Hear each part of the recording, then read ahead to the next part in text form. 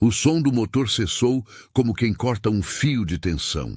Ele abriu a mão devagar, tirou o relógio do pulso e, com a mesma lentidão de quem fecha um capítulo, guardou-o no porta-luvas. A pulseira de couro raspou o metal, um pequeno ruído íntimo que se perdeu entre o farfalhar discreto do carro. Por um instante, ficou sentado ali, olhando o painel, sentindo o peso do objeto que, em outra vida, marcava encontros e contratos, e agora precisava desaparecer como se fosse um excesso embaraçoso. Sebastião sempre teve apreço por gestos simbólicos. Crescera rodeado de mesas cheias e portas que se abriam sem bater, herdara empresas, telefones que tocavam com urgência e a necessidade constante de ser algo a mais do que simplesmente ele mesmo. Mas havia um sujeito dentro dele que cansara, um sujeito que precisava saber, com brutal sinceridade, se alguém poderia se aproximar sem um saldo no extrato, sem jantares em cobertura e ONI. Presença do nome na lista de convidados, de inaugurações caras. A ideia veio como tentativa de resposta a uma pergunta que o corroía há anos. Existe amor que não seja atraído pela polidez do ambiente, pelo poder do cartão, pela facilidade de um nome?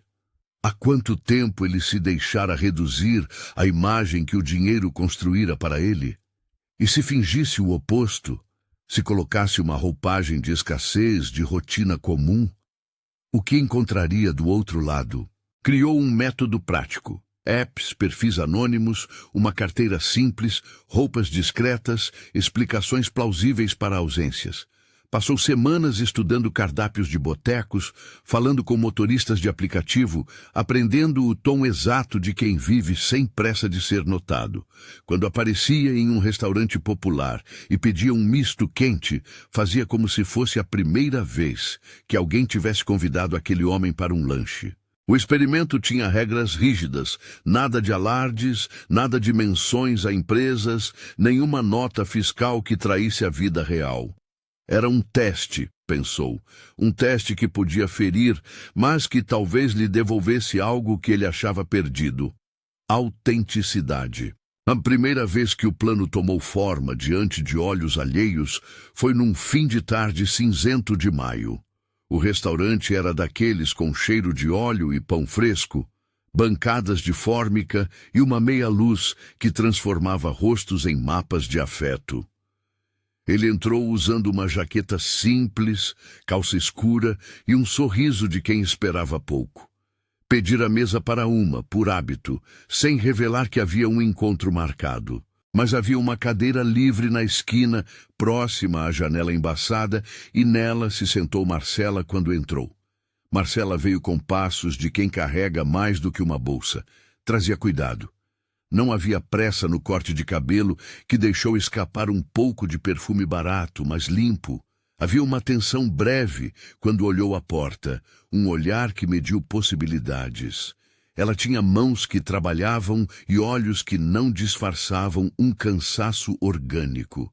Quando sorriu, o rosto se iluminou, mas havia linhas de preocupação na testa, como se o mundo pedisse dela mais do que ela podia dar às vezes. Houve algo nesse equilíbrio entre firmeza e doçura que o puxou para fora do experimento por um segundo, uma fissura no protocolo que ele não soube controlar. Era a primeira vez que se viam, mas a conversa arrancou como se fossem velhos conhecidos incertos. Falou-se de coisas pequenas, do misto quente que sempre resolve, da chuva que ameaçava, da fila no ponto de ônibus. Ela falava de Maria sem que ele perguntasse, como se fosse natural.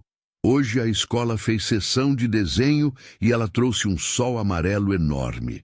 E ao dizer o nome, os olhos dela suavizaram num gesto que Sebastião aprendeu a reconhecer como pertencente às mães. Havia um traço de orgulho recatado que falava de noites mal dormidas, de prioridades reassumidas a cada escolha. Em certo momento, o telefone dela tocou. Era uma ligação de trabalho, um número que piscou no visor com insistência. Marcela olhou, vacilou e apertou o dedo para recusar. Não era descaso, Era economia de tempo. O gesto disse mais do que as palavras poderiam. Ela não abriria mão do resto por causa de um bilhete que viesse de fora.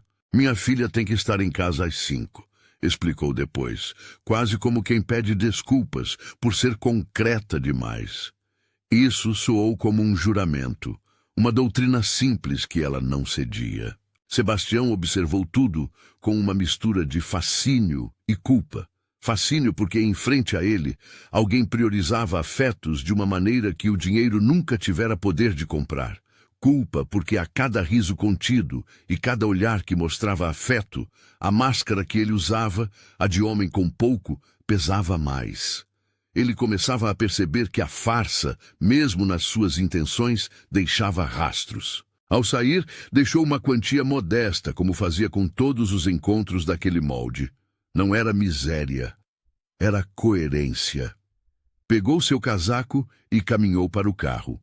Por trás da janela, viu Marcela e a figura pequena de Maria correrem até o ponto de ônibus. Maria segurava nas mãos da mãe com a naturalidade de quem já aprendeu que a presença sólida é a melhor fortificação. Houve uma química que não se explicava por planilhas. Entre os dois, pequenas pontes de verdade se erguiam. A conversa sobre o cabelo, a partilha de um sonho simples de abrir um pequeno salão num bairro que respirava arte. Marcela falou do sonho com a firmeza de quem já planejou passos e economizou para comprar tesouras sem dor. Sebastião ouviu como se cada palavra fosse uma promessa que não imaginava honrar com riqueza, mas que poderia, talvez, honrar com presença. Depois dessa tarde veio o convite espontâneo para o parque, um passeio sem pretensão, que acabou por se arrastar até o entardecer. 3 dias se tornaram 7, e 7 começaram a parecer instantes repetidos que, de tão regulares, revelavam a textura de uma rotina possível. Havia um misto de banal e sublime nas coisas. A partilha de um sanduíche no banco, o gesto de enrolar o cabelo de Marcela quando o vento o levantava, o riso fácil de ambos diante de algum desenho estranho de Maria enviado pela mãe. Era nesses fragmentos que a farsa tremia. Ricardo apareceu como sombra amigável, amigo de infância, sócio nos primeiros passos de uma das empresas de Sebastião, voz que lembrava os velhos contratos e as falhas que o dinheiro não cobria. Por telefone, numa noite em que Sebastião sentia o aperto no peito, Ricardo disse o que precisava ser dito com a brutalidade de quem não tinha nada a ganhar com a fofoca. Você está justamente trocando tudo que tem por aquilo que sempre quis ter sem esforço. Cuidado para não perder o que se prova ser raro. Não era condenação, era aviso. A cada encontro, Sebastião notava coisas que o agarravam mais. A xícara de café manchada de farinha no balcão, o relógio de Maria desenhado com um sol e um relógio riscado, sinal de infância inventiva. O bilhete colado no espelho do salão com horários riscados e nomes. Marcela era prática ao extremo. Tomava decisões rápidas e mantinha a menina pequena sempre primeiro. Era possível ouvir na escolha de não atender o celular uma mensagem clara: minha filha não fica em segundo plano. O casamento anterior com o mundo de Sebastião também ensinara. Ele conhecia homens como Roberto. Roberto era a lembrança que Marcela trazia num tom seco quando contava, sem se entregar, que já tivera ali alguém que se encantara à primeira vista e sumira ao saber que havia uma filha. Não disse o nome com rancor aberto. Falou dele como quem relata um acidente do passado. Achei que ia ser diferente, disse uma vez, com o olhar no horizonte do parque, como se calculasse a velocidade do vento. Mas quando soube que eu não podia vir a todos os lugares, ele mudou. Achou que aquilo atrapalharia os bons momentos. Era um aviso envergonhado, uma ferida encoberta. Para Sebastião, ouvir aquilo foi como um prego que se enterra mais fundo, não só pela culpa de manter uma farsa, mas porque ali havia um padrão. Homens que fugiam diante de responsabilidade, de rotina que não prestava glamour. Ele não sabia ser esse homem. Sua vida sempre envolvera o luxo discreto e o poder de transformar espaços à sua volta, mas jamais encarara a rotina de trocar fraldas, buscar na escola, empurrar carrinho. Ainda assim, o desejo de participar da vida de Maria crescia sem pedir licença. Eles construíram, naquele período, um lar provisório de encontros. O banco da praça, as mesas do restaurante simples, o corredor da escola onde Sebastião esperou sua vez para ver o desenho que Maria trouxera. Ao receber o desenho, um sol exagerado com 3 pernas, ele aplaudiu como qualquer adulto que reconhece um esforço legítimo de arte infantil. Maria, com sua naturalidade, deu-lhe um abraço que o deixou sem fôlego. Abraço de 6 anos, sem reservas, que não pediria prova de nada. Houve também momentos em que a riqueza tentava se infiltrar. Pequenos descuidos. Uma flor entregue com cartão anônimo que cheirava a boutique, um convite para um evento em que perguntaram se ele compareceria com companhia. Sebastião desviou com desculpas plausíveis, compromissos de trabalho, uma dor de cabeça repentina, um problema inesperado com um fornecedor. A mentira precisava ser crível até para ele mesmo. À medida que a relação se estreitava, a farsa se tornava uma corda sob os pés. Ele começou a sentir o peso moral das escolhas. Cada gesto carinhoso tinha o sabor amargo da possibilidade de traição. No silêncio do apartamento que ocupava parcialmente, os móveis escolhidos por gosto, não por ostentação, porque a casa precisava parecer habitável, ele se pegava observando fotografias antigas, jogadas em caixas que ninguém deveria ver. Em uma delas, o rosto dele em cerimônias, apertando mãos de homens com gravatas largas. Era a prova tangível de quem era e a prova vazia do que precisava ser o teste.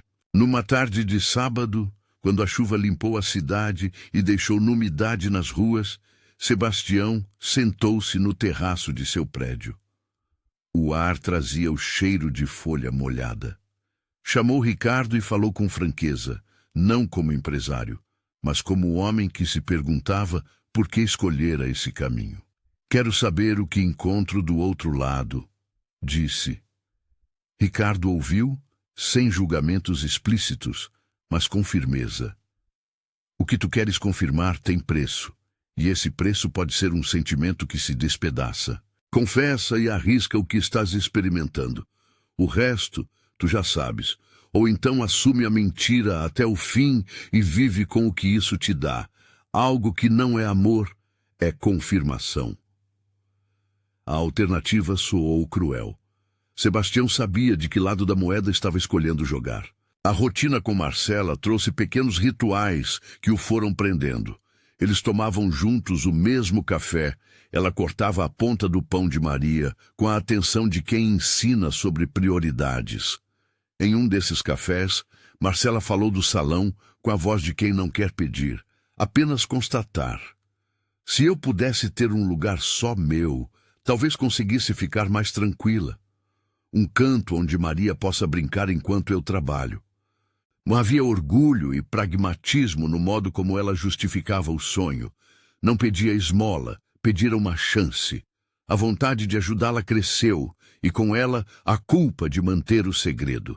Ele imaginou muitas vezes entrar numa conversa franca e dizer tudo agora, que era rico, que esse ato de fingir era um erro que começara como uma busca, que ele queria mudar. Mas quando imaginava a reação de Marcela, lembrança do rosto fechado, o gesto de recusar compromissos por causa da filha, a palavra confissão travava. O medo não era do que ela faria com o dinheiro, mas do que faria com ele. Poderia ele, por causa de uma mentira, perder o afeto por completo? Marcela gostava de manter certa autonomia. Em mais de uma ocasião, recusou ofertas de homens que, seduzidos pela ideia de fazer favores, esperavam controlar decisões em troca. Era algo que a enfurecia. Ninguém compra meu tempo com promessas, disse uma vez, cravando a colher no pires, voz firme. Essa linha de defesa vinha de uma mágoa antiga, da lembrança de Roberto que se dobrara à primeira exigência de presença total que não se encaixava com a vida com uma criança.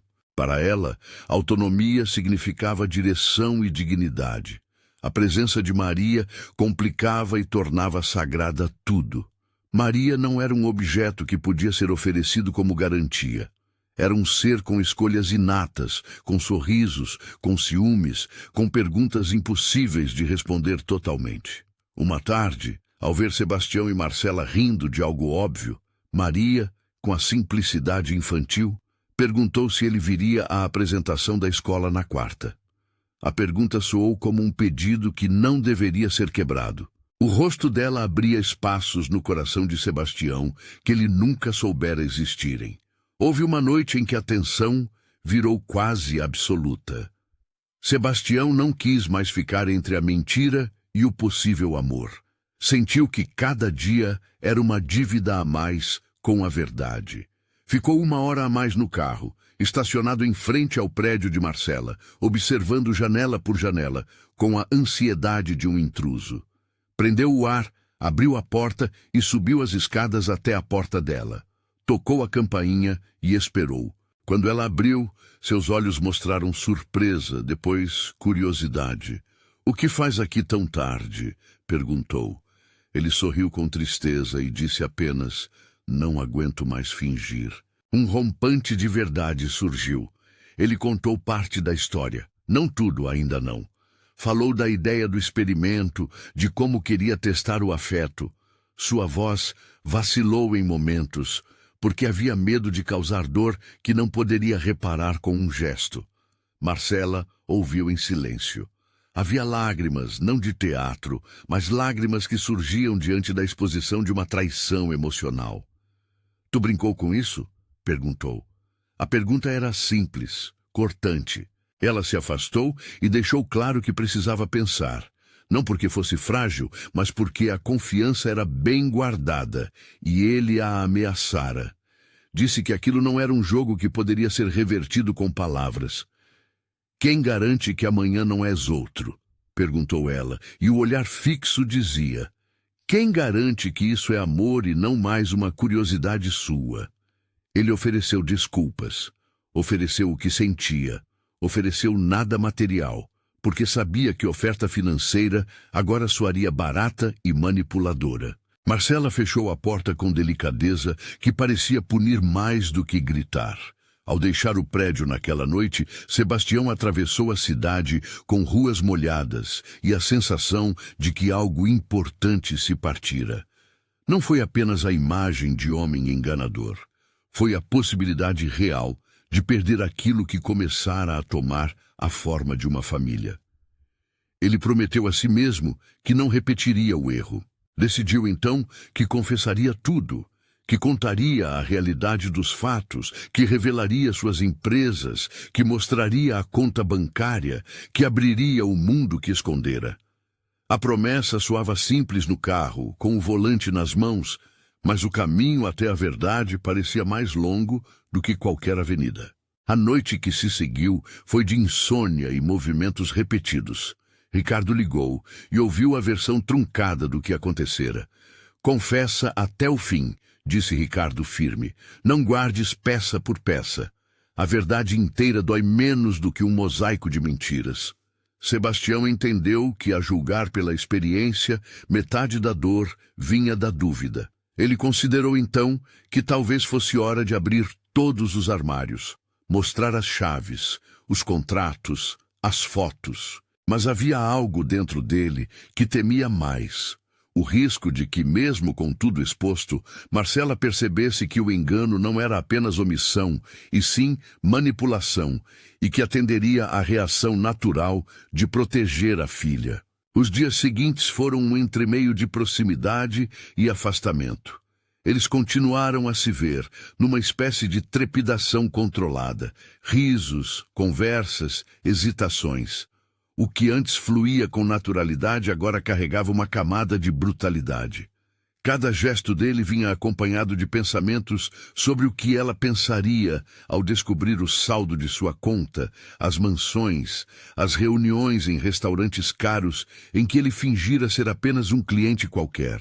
Ele ouviu, por baixo de tudo, o eco de Roberto, um homem que se afastou quando percebeu que sua presença implicava responsabilidades. Sebastião não sabia se essa lembrança o aproximava de Marcela ou o angustiava ainda mais. Numa manhã clara, Marcela recebeu uma proposta. Um senhor do bairro, conhecido por oferecer espaços comerciais em troca de parceria, sugeriu que ela pegasse um espaço pequeno que ficara vago. Não era um bilhete de riqueza, era uma oportunidade prática. Marcela ponderou com cautela, checando custos, horários, a disponibilidade de alguém que pudesse ficar com Maria em dias de movimento intenso. Não quero algo que me prenda com quem decide por mim, disse. E naquela frase havia uma linha que marcava sua independência. Ela não queria favores sem autonomia. Para Sebastião, a oportunidade foi prova de como sua presença poderia compreender-se por meio de ações, não de palavras. Ele ofereceu ajuda. Um empréstimo formal, com contrato sem imposições. Propôs condições. Ela manteria total autonomia nas decisões, os pagamentos seriam transparentes e os termos escritos por advogados. Marcela leu, analisou e sorriu com cautela. Se vai ser ajuda, que seja ajuda que me permita continuar dona das minhas escolhas, disse.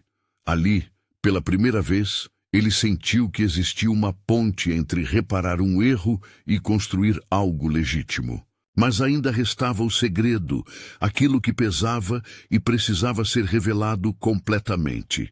Ele sentiu que o momento se aproximava, como quem vê no horizonte uma tempestade que não se pode evitar. Cada gesto que fazia parecia preparar terreno para a tempestade ou adiar sua chegada. Ele sabia que, ao abrir a porta para a verdade total, haveria dor e talvez perdão, ou talvez não. Marcela, por sua vez, já não sorria tão inteiramente. Havia um resguardo novo na voz dela, uma prudência que não permitia a volta à confiança sem passos concretos. E enquanto a tensão crescia, a cidade continuava a girar lá fora, com suas luzes e tarefas banais. Sebastião, no entanto, sentia que o dia em que escolhera fingir era o dia em que dera início àquilo que já não sabia controlar. A culpa, que ele ao início reduzira à experiência, tornava-se companhia diária. Ele percebeu finalmente que o que arrancara como prova de amor, testar se alguém o amaria sem saber da sua fortuna, estava, na verdade, a testar se ele continuava digno de ser amado quando a verdade aparecesse.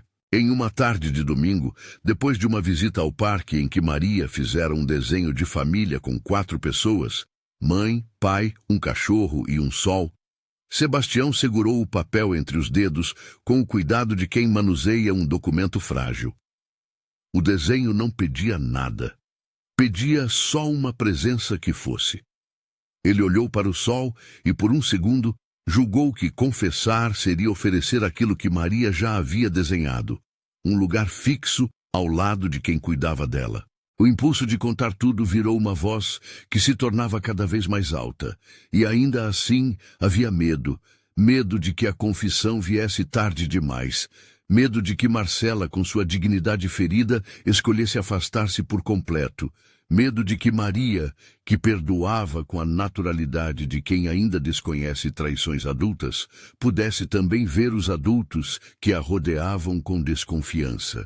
Talvez fosse esse o maior terror. A ideia de criar um mundo em que a menina tivesse que aprender a medir afetos como se fossem balanças. Sebastião respirou fundo e decidiu. Não adiantava mais postergar. Precisava ser íntegro, o que significava, para a primeira vez consciente, deixar que a verdade por si só fizesse o seu trabalho, mesmo que esse trabalho doísse. Ele combinou um encontro com Marcela naquele mesmo restaurante onde tudo começara. Queria que fosse ali, num lugar que conheciam, onde a simplicidade do misto quente e o cheiro de óleo não mascarassem o teor da conversa. Queria que a confissão não fosse um grito entre fachadas, mas uma declaração feita num banco de praça de cidades vizinhas. Marcela aceitou. Sentou-se na mesma mesa, mas havia uma linha invisível entre eles, marcada por silêncio e perguntas não feitas. Maria ia e vinha com a naturalidade de uma criança que não compreendia a gravidade total do encontro. Sebastião olhou para ela e pensou em como a coragem, quando finalmente aparece, veste formas pequenas, gestos transparentes, olhos limpos, documentações entregues sem vaidade. Ele começou a falar.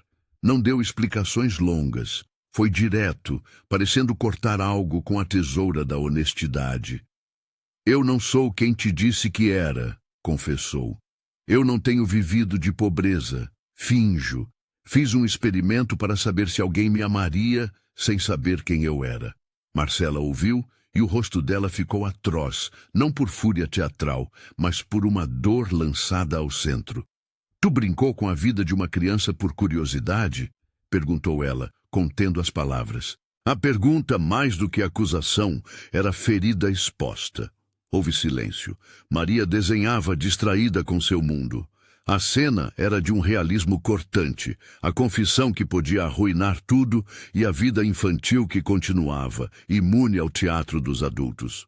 Sebastião falava de arrependimento, falou de Ricardo, falou do medo de perder, falou de um empréstimo com contrato para o salão, falou de tudo. Marcela respirou, encaixou cada frase como se checasse uma peça de quebra-cabeça. Não era para aceitar a riqueza, mas para entender o caráter daquele homem que, por um gesto medido, escolhera virar as costas para a verdade. A decisão dela foi clara. Precisava de tempo. Não por orgulho, mas por respeito ao que a filha representava. Eu preciso ver atitudes que não sejam para me conquistar, mas para serem para nós, disse. E ali, em poucas palavras, apontou a sentença. Palavras não bastavam. O tempo seria juiz. Sebastião saiu dali com a sensação de ter sido massacrado, mas também com a convicção de que a única saída honesta era a reparação absoluta. A rua parecia mais longa quando ele caminhou até o carro. A chuva retornou como se a cidade também estivesse lavando algo. No vidro, o reflexo de sua mão segurando o papel com o desenho de Maria tremia. Ele sabia que a reconstrução exigiria mais do que gestos rápidos. Precisaria de paciência, contratos claros, presença. Precisaria mostrar com ações que entendia o que havia feito e, sobretudo, compreender que não havia atalhos para recuperar confiança. Ainda havia um fio solto, a presença de Roberto no passado de Marcela, uma lembrança que a tornara cautelosa e que transformava a mentira em crime mais grave aos olhos dela. A memória do homem que partira quando a filha apareceu era a sombra do que Sebastião mais temia, o abandono. Ele decidiu naquele instante que não seria Roberto. E essa promessa, por sua vez, exigiria esforços que ele começaria a fazer, não por orgulho empresarial, mas por amor. A cidade continuava sua rotina indiferente, mas algo mudara entre eles. A mentira, que nascera como experimento, transformara-se em peça-chave de uma história que exigia reparo. Sebastião sentiu, pela primeira vez de verdade, o valor do que perdia, a simplicidade de um banco de praça, o riso sincero de uma criança, o compromisso de uma mulher que colocava a filha como prioridade. E enquanto pensava em como restabelecer aquilo, uma pergunta maior se colocava. Seria o tempo suficiente para reparar tudo o que a farsa destruíra? Sebastião não saiu da cidade, mas saiu do espaço íntimo que ocupava ao lado de Marcela. Optou por um afastamento que não fosse abandono. Ficou visível sem invadir, próximo sem sufocar. Nos primeiros dias, mandou mensagens curtas, sem pressa, sem pedidos dramáticos, lembranças do parque, fotos de um desenho que Maria fizera e que digitalizara, pequenos relatos de ações que não exigiam presença imediata, conserto de uma tomada na escola, doação de livros para a biblioteca da creche. Havia orgulho e vergonha misturados em cada mensagem. Orgulho pelas coisas que podia fazer, vergonha por tê-las escondido. Se essa história toca você de algum modo, fica comigo até o final e conta nos comentários qual foi a cena que mais mexeu com você. Marcela respondeu com precisão cortante. Agradecia pelas ações, aceitava o que fosse útil para Maria, mas pedia que tudo fosse feito sem espetáculo. Se vai ajudar, que seja para nós, sem cartazes, sem elogios públicos. Maria não precisa de show, precisa de rotina, escreveu ela. Era um limite claro, um convite para que Sebastião aprendessem de novo a linguagem do respeito. Os meses que vieram foram de pequenos testes e grandes provas. Sebastião aprendeu a se alegrar com coisas que antes lhe pareciam insignificantes. Encontrar-se com Dona Conceição no mercadinho da esquina para discutir o horário em que Maria poderia ficar algumas horas, ficar na fila da escola e ajudar a carregar o material dos alunos, participar das reuniões para a reforma do parquinho da praça. Ele fez questão de não se intrometer nos planos do salão, mas ofereceu consultoria logística, pessoas, fornecedores, um contador, um contrato transparente. Nunca falou de doação ou presente. Colocou tudo por escrito como empréstimo, com cláusulas que garantiam a autonomia dela. A proposta foi entregue por e-mail e depois por mãos, com documentos oficiais e a assinatura de um advogado que explicou linha por linha. Para Marcela, aquilo foi crucial. Mitigava o medo de favores que prendem. Ricardo foi essencial nesse período de prova, não para dar soluções fáceis, mas para lembrar o amigo de que reconstrução é trabalho diário. Em uma noite em que Sebastião se viu tentado a exagerar em demonstrações, alugar um espaço para uma inauguração que poderia soar como exibição, Ricardo o cortou. Não compenses a mentira com espetáculo. O que ela quer é rotina, não circo. A voz do amigo foi um freio às tentações do espetáculo. Enquanto isso, a cidade parecia observar. Havia sussurros no salão de beleza do bairro, olhares curiosos na pracinha, perguntas maliciosas em filas de padaria. Ninguém sabia tudo, e essa era a graça e a maldição do segredo que agora pesava sobre Sebastião. Ele aceitava o olhar curioso como parte do custo. Se antes buscara anonimato pelo prazer do teste, agora sabia que a exposição e a humildade eram o preço por voltar inteiro.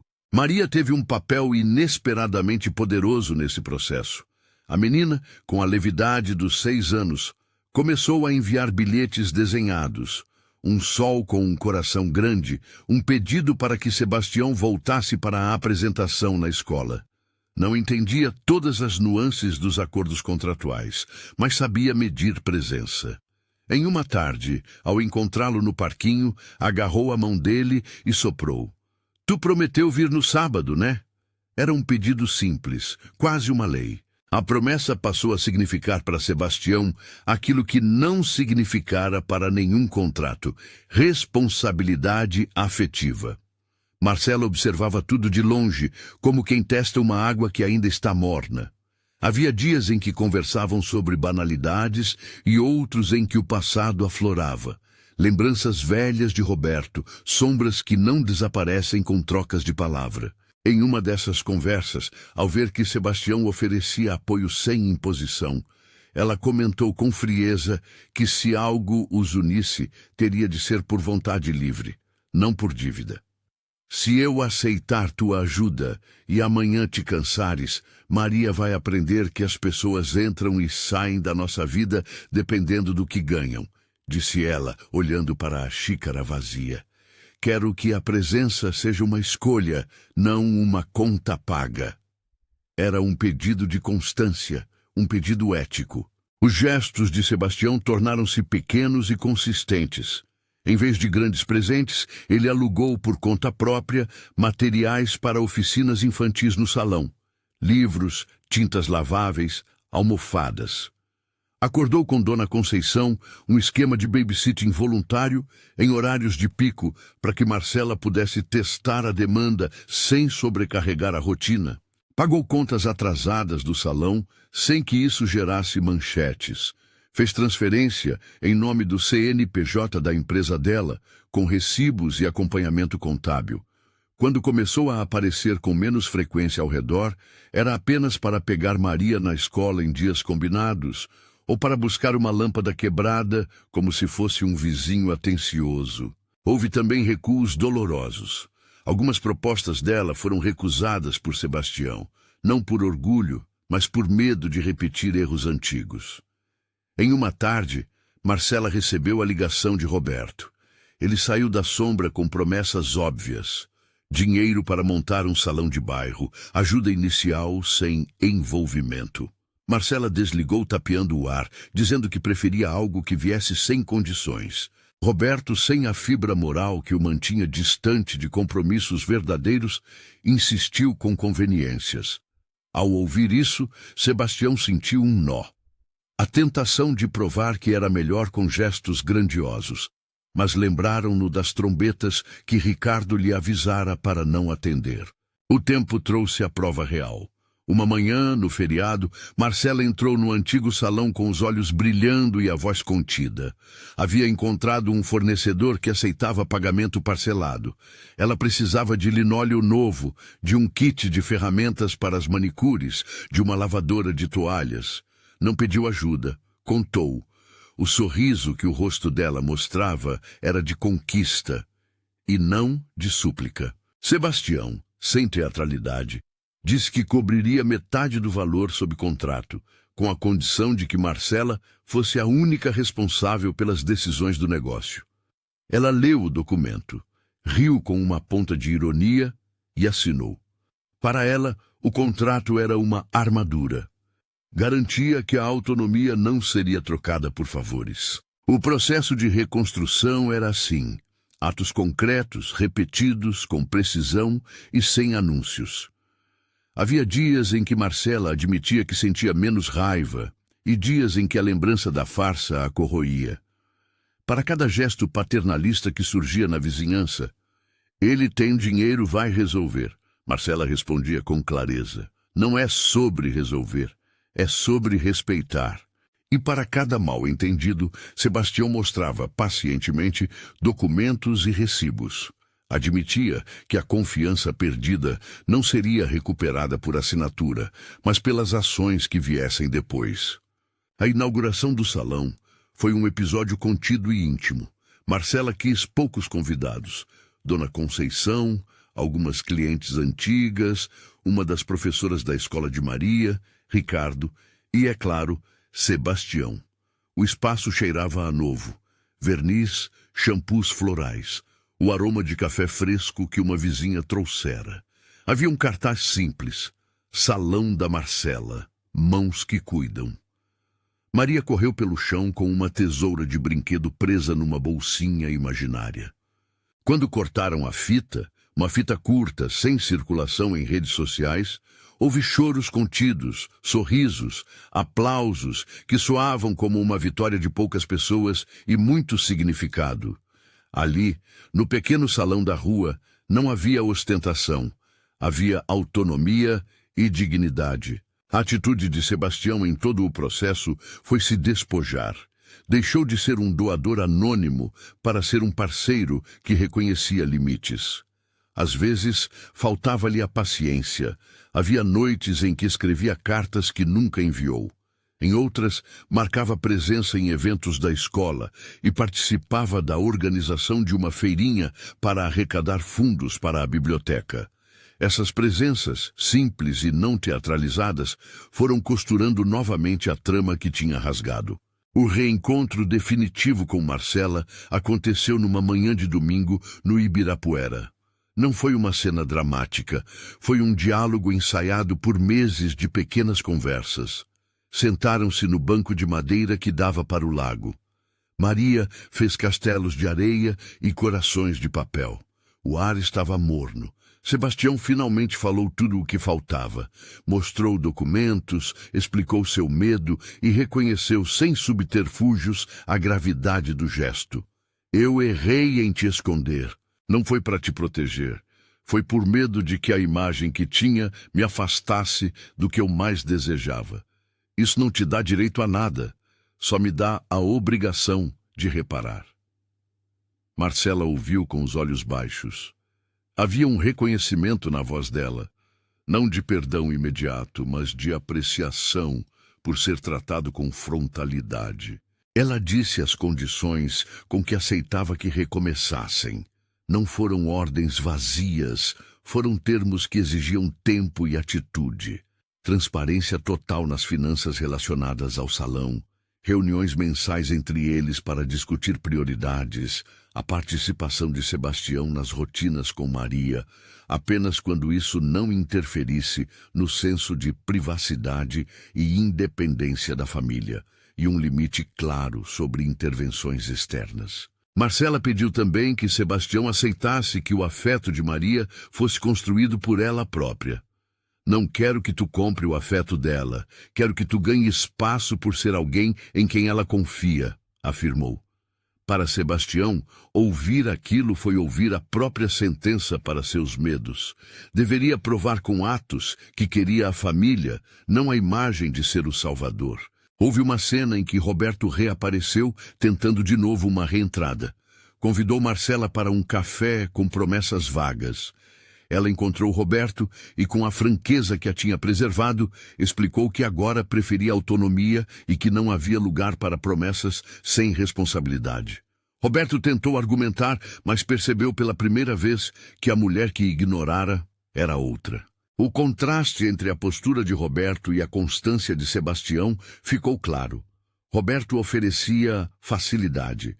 Sebastião oferecia persistência. Os meses seguintes foram de construção mútua, mas com cuidado. Eles começaram a trabalhar juntos no salão, não como patrão e funcionária, mas como parceiros de um projeto. Sebastião levou um caixa registradora mais moderna, um sistema de agendamento e treinou a equipe para melhorar a gestão financeira. Marcela permaneceu à frente das decisões técnicas. Eles celebraram pequenos marcos. O primeiro mês, com lucro constante, o primeiro cliente que voltou recomendando o lugar, a primeira criança que encontrou ali, atividades de pintura. Maria foi incluída em tudo o que fazia sentido para uma criança. Recebeu um cantinho com brinquedos, teve aulas de desenho em troca de ajudar a arrumar o espaço. Sua aceitação de Sebastião não foi imediata como um estalar de dedos. Foi gradual, com olhares que foram ficando mais longos e abraços que começaram a durar um pouco mais. Em uma noite em que o salão fechou cedo e a rua do bairro ficou calma, Sebastião preparou algo que não era espetáculo. Convidou Marcela a acompanhar a montagem de uma exposição pequena dentro do próprio salão. Fotos da comunidade, desenhos das crianças, recados de clientes antigos, era um gesto sem pompa. Enquanto penduravam fotos, Marcela falou sobre seus medos mais íntimos, o receio de repetir padrões, a ansiedade de ser traída por promessas. Eles conversaram até tarde, ouvindo um ao outro com paciência. Ao final da conversa, não houve promessa de casamento, nem palavras grandiosas, apenas um "estou aqui", dito com a calma de quem aprende a ser confiável. O pedido, quando veio, foi tão natural quanto o parque onde costumavam andar. Sebastião não oralizou a pergunta diante de uma plateia. Levou Marcela e Maria ao mesmo banco do Ibirapuera, onde, meses antes, haviam traçado condições. Sentou-se, tirou algo do bolso e entregou um pequeno envelope. Dentro não havia joias caras. Havia um bilhete escrito por ele e um desenho de Maria, que ele pedira à menina alguns dias antes. Um sol, uma casa, 3 pessoas. Lendo o bilhete, Marcela viu nele a cadência da humildade. Não quero ser prêmio, quero ser parceiro. Se aceita, prometo continuar procurando a confiança que perdi. Não te quero por obrigação, te quero por escolha. Maria, se tu quiser também. S. Maria, ao ver o desenho, correu para os dois e deu um abraço que não pediu autorização. O pedido aconteceu ali, Não um pedido formal com anel brilhante em vitrine, mas uma oferta sincera de construção de família. Marcela chorou. Demorou a responder. Depois de uns minutos, simples como quem responde a um chamado do coração, ela disse que sim. Não porque o erro fora apagado, mas porque via que o homem diante dela havia mudado seu modo de fazer as coisas. O casamento foi pequeno, feito no quintal de Dona Conceição, que insistiu em ser madrinha. Houve pão de queijo, bolo simples, flores colhidas no mercado municipal e uma lista curta de convidados. A cerimônia não teve discursos de ostentação. Teve palavras sobre honra, sobre trabalho e sobre cuidado. Maria foi a pequena dama de honra com um vestido que Marcela escolhera com um sorriso tímido. Não houve tapetes vermelhos. Houve um tapete improvisado de retalhos. No rosto de Sebastião havia a paz de quem enfim havia entendido o valor de ser transparente. Marcela caminhou até ele sem pressa. Quando disseram os votos, não prometeram riquezas, prometeram presença. Depois do casamento, a vida continuou com suas rotinas. A diferença ficou em como as decisões eram tomadas. Sebastião estava presente em reuniões no salão, não para controlar, mas para contribuir. Marcela decidiu que queria expandir o espaço. Queria uma sala pequena para cursos infantis que garantiriam renda extra. Sebastião ofereceu-se para auxiliar no plano de negócios, sem tomar o protagonismo. Redigiram um acordo que mantinha a propriedade nas mãos dela e permitia a Sebastião uma participação financeira minoritária e, acima de tudo, aberta e fiscalizada. A formalidade do contrato não diminuía o afeto, aumentava a segurança. Houve resistência de amigos e parentes, curiosos com a inusitada união entre mundos diversos. Mas a rotina falou mais alto. Jantares simples, às sextas-feiras, dias em que a família visitava o parquinho, manhãs em que Maria pedia para ele ler o mesmo livro de 1000 páginas. A riqueza material de Sebastião deixou de ser um tópico central, porque não precisava mais provar nada. Ele não era o salvador, era um participante responsável. O epílogo da história não veio em forma de festa extraordinária, mas em pequenos rituais que compuseram a nova normalidade. Em uma manhã comum de sábado, Marcela acordou cedo e preparou o café enquanto Sebastião arrumava a mochila de Maria para um passeio da escola. Havia tranquilidade no modo como cada um assumia tarefas, a autonomia dela preservada, a presença dele honesta e constante. Maria, como era de se esperar, desenhou um sol com 4 pernas e o colocou na geladeira com um ímã de borboleta. Quando os convidados, poucos, íntimos, visitavam, encontravam um lar onde a diferença econômica não definia quem amava quem. Sebastião, em momentos de silêncio, lembrava-se do porta-luvas onde guardara o relógio. Não era que o relógio perdesse valor, era que aprendera a medir o tempo por outros critérios, pelas histórias contadas na mesa, pela frequência com que Maria ria, pela decisão de não esconder mais nada. A farsa que um dia criara para testar o amor transformara-se em lição sobre honestidade. Aprendera que a verdade, mesmo tardia, exige comprometimento. As cicatrizes ficaram, lembranças que, quando surgiam, eram tratadas com conversas e não com gestos grandiosos. Houve ainda situações delicadas que mostraram o amadurecimento do casal.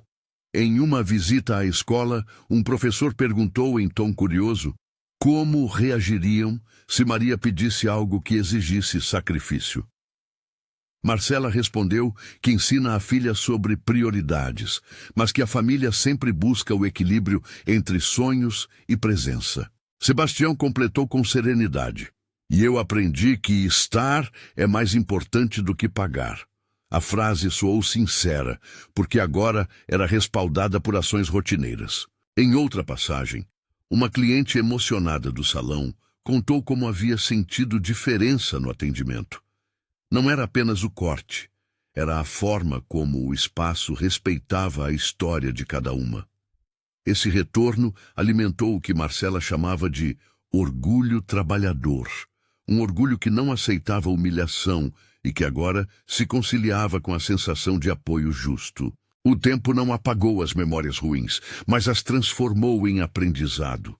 Quando alguém os via juntos no parque, a impressão era de um casal que escolhera a vida cotidiana ao espetáculo. Quando perguntavam sobre o segredo antigo, Marcela não negava a dor. Falava com franqueza e dizia que o perdão não fora um ato repentino, mas um trabalho. Perdão é construir, costumava dizer. Era uma sentença que resumia tudo: reparação, contratos, presenças. Maria cresceu acreditando que os afetos são construídos com tempo. Ela aprendeu a medir pessoas por suas ações, não por promessas vazias. Em seus desenhos, o sol voltou a ter 3 pernas, talvez menos realista, mas mais sincero. As festas de aniversário foram simples, cheias de amigas da escola e cabeleireiras que agora eram como a grande família da rua. Dona Conceição virou presença constante, levando bolachas e palavras sábias sobre como as rotinas mantêm as relações em pé. Ao final, a história deixou lições óbvias e dolorosas. Que o engano, mesmo nascido de desejo de autenticidade, é traição das escolhas alheias, que a reparação depende de tempo, transparência e humildade, e que a dignidade de quem recebe ajuda precisa ser preservada acima de qualquer gesto caritativo. O milionário que fingiu ser falido descobriu que o teste havia se voltado contra ele e que a provação maior não era provar amor, mas merecê-lo depois de tê-lo ferido. Numa tarde quieta, enquanto Maria fazia um desenho com 3 corações e um sol pequeno, Sebastião olhou para ele e sorriu sem precisar fingir. Marcela, ao seu lado, segurou sua mão e apertou com leve força, um gesto que era, ao mesmo tempo, bênção e verificação. Ali estava o ponto, a verdade reconstruída, não por palavras, mas por uma rotina que se fez pacto de lealdade. Se esta história falou com você, compartilhe com alguém que precise lembrar que a verdade leva tempo para sarar, mas que a construção cuidadosa pode transformar o erro em base para um amor mais maduro. Qual cena mais tocou você? Conta nos comentários.